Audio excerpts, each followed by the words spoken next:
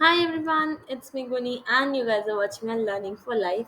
Yes, I'm back with another video in biology syllabus, skeleton movement and locomotion. So before starting today's lecture, I would like to tell you that my website, the notes are available on it. So you can avail the notes for free there. And the best part, today we are going to study from those notes only. So here are the notes, okay? Yes, and moreover, the only thing which is missing in these notes is the examples. So I would request you to do all the examples from your book only, because these notes are for conceptualization. So for where your concept is adding there, you have to answer those in the comment section, that कि example इसका क्या हो सकता है. Do tell me in the comment section very quickly, जैसे ही मैं question पूछूंगी आप लोगों से. So without wasting any time, let's get started. हमारे चैप्टर का नाम है स्केलेटन मूवमेंट एंड लोकोमोशन. अब ये चैप्टर का नाम तो ठीक है, स्केलेटन मूवमेंट एंड लोकोमोशन, पर ये दोनों तो हमें सेम टर्म्स लगती हैं. इन दोनों में डिफरेंस क्या है? तो बेसिकली जो मूवमेंट होती है, दैट इज एक ही प्लेस पे चीज मूव कर रही है, like my fingers of the hand, ये एक ही प्लेस पे मूव कर रही है.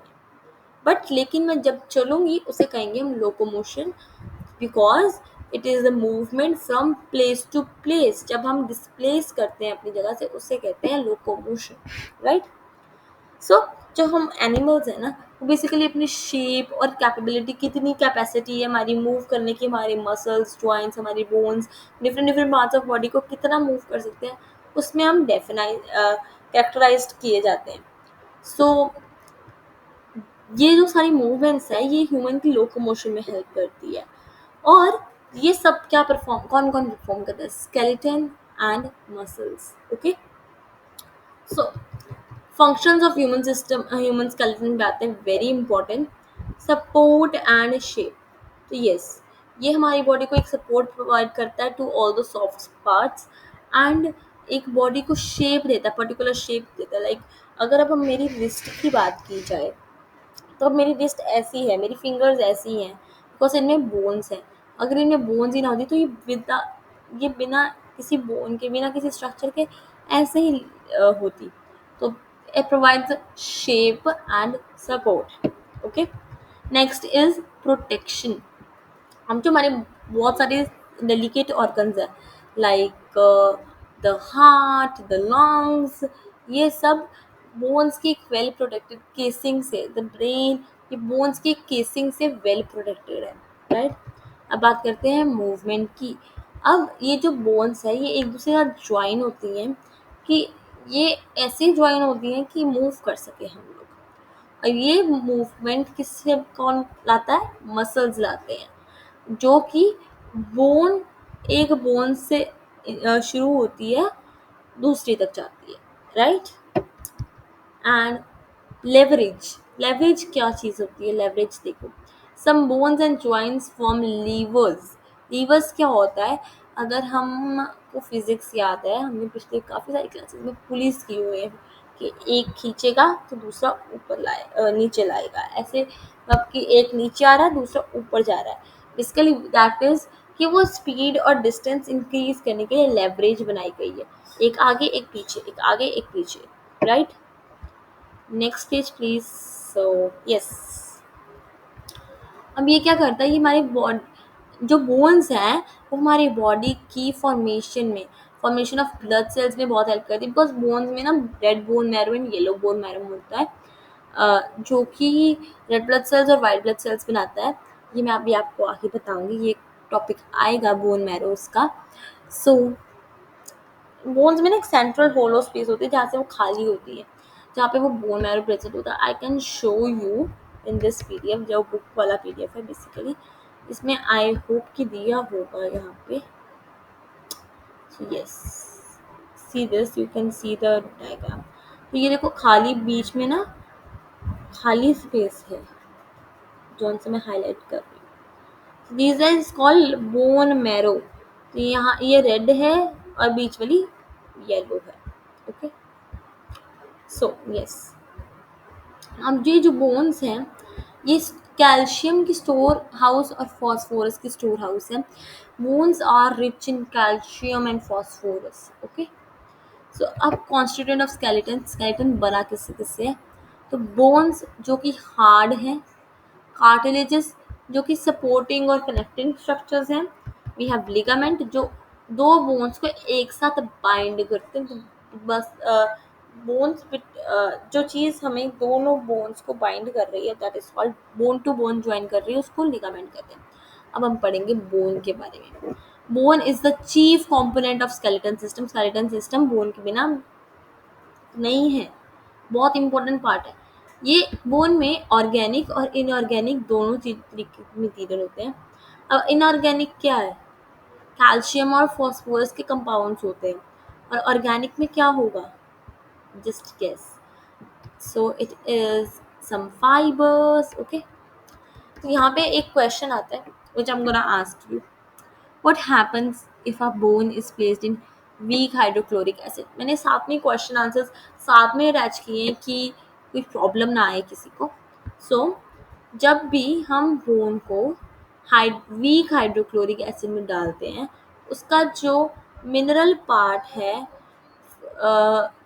वो रिमूव हो जाता है. और जो ऑर्गेनिक पार्ट है, मतलब mineral part means inorganic part, वो जैसे कैल्शियम एंड फॉस्फोरस रिमूव हो गया और ऑर्गेनिक पार्ट बचा सिर्फ. तो वो उससे क्या होता है कि बोन डीकैल्शिफाइड होती है, मतलब बोन में से कैल्शियम निकल जाता है एंड वो इतनी सॉफ्ट और स्ट्रेची हो जाती है कि उसको हम नॉट भी बांध सकते हैं उस बोन की. Now what is a decalcified bone? मैं यहाँ पे मैंने वर्ड यूज किया था डीकैल्शिफाइड. तो bone in which calcium is removed is known as decalcified bone. तो ये एक वो बोन जिसमें से कैल्शियम रिमूव किया जा चुका है, वो उसको डीकैल्शिफाइड बोन कहते हैं. और ये इतनी सॉफ्ट और फ्लेक्सिबल होती है that it can be tied into a not. एक नॉट बना सकते हैं. तो अब बात करते हैं कि अगर ये तो बात हो गई कि उसको वीक हाइड्रोक्लोरिक में एसिड में डाला तो क्या हुआ. अब बात करें कि उसको अगर हम ज़्यादा हीट दें तो क्या होगा अगर बोन को. तो उसका जो ऑर्गेनिक मैटर होगा, पहले इनऑर्गेनिक डिस्ट्रॉय होता है जिसमें कैल्शियम एंड फॉस्फोरस होगा. अब हमने न्यू बोन लिया, उसमें अगर हम उसको ज़्यादा हीट कर रहे हैं तो उसका ऑर्गेनिक मैटर डिस्ट्रॉय होगा और सिर्फ मिनरल पार्ट जो कि है हमारा, tell me, calcium and phosphorus वो बचेगा जो कि पाउडर्ड है, ऐश है बेसिकली. और वो बोन इतनी सॉफ्ट और ब्रिटल होगी कि वो टच करते ही टूट जाएगी. Okay. Next page is here. Okay. So next question. तो मैंने क्वेश्चन ट्राई किया है कि इंस्टेड ऑफ बस मैं थ्योरी लिखूँ, थ्योरी आपको समझाऊँ, मैं आपको क्वेश्चन के थ्रू थ्योरी समझाऊंगी. अगर आप इसको बुक में पढ़ेंगे, आई कैन शो यू, ये बस यही दिया हुआ है. You can see this. If a bone is heated strongly organic matter is destroyed वगैरह वगैरह वगैरह.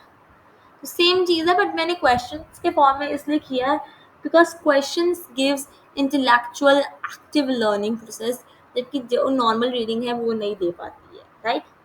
सो why with age it takes much time in rejoining a fracture. जब लोग थोड़े से ओल्ड हो जाते हैं तो फ्रैक्चर जुड़ने में ज़्यादा टाइम भी लगता है बिकॉज जब हम ओल्ड होते हैं organic part of the bone is reduced and bones become brittle and more fragile, taking much time in rejoining after fracture. तो उसका जो ऑर्गेनिक पार्ट है वो थोड़ा कम होना शुरू हो जाता है. उससे क्या होता है, बहुत फ्रेजाइल, बहुत मतलब ब्रिटल हो जाती हैं, टाइम लेती हैं कि वो ज्वाइन करने में after fracture. Now, classification of bones on the basis of size and shape. तो बोन्स को हम long, short, flat, irregular and इसके लिए इस चार चीज़ों के लिए ये टेबल इम्पोर्टेंट है. ये आप, आई वुड रिकमेंड यू कि ये आप टेबल कर लीजिएगा. Okay.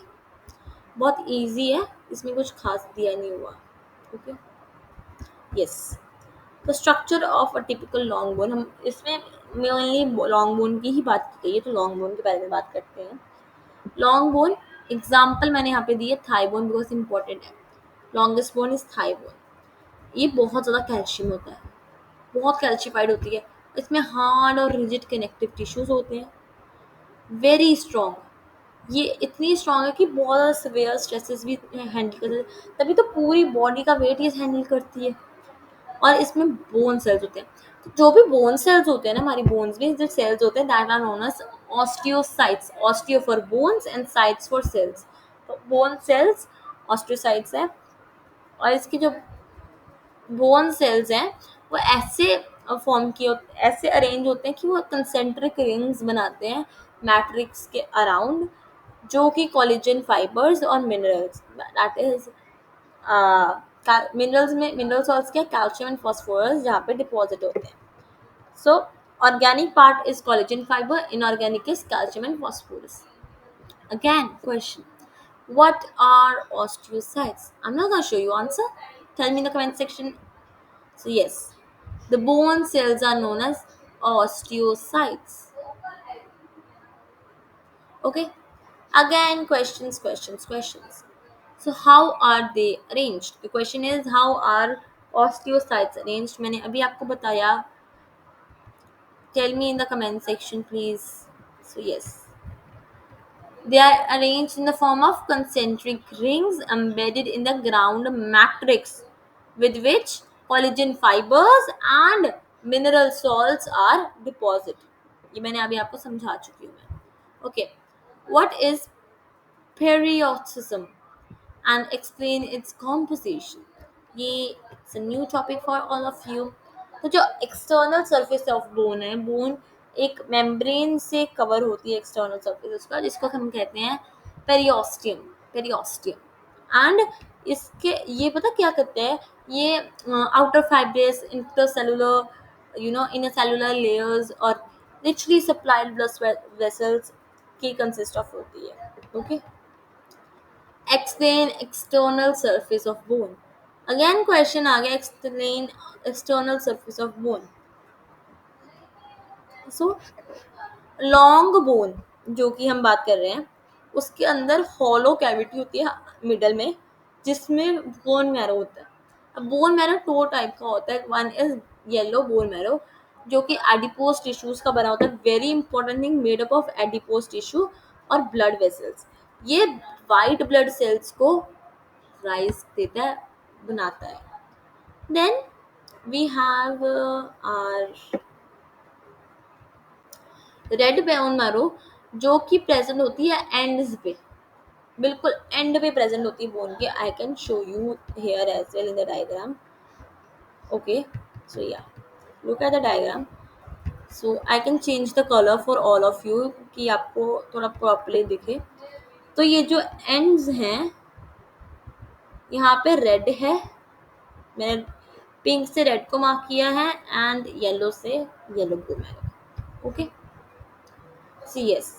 What is yellow bone marrow made of? Where it is present?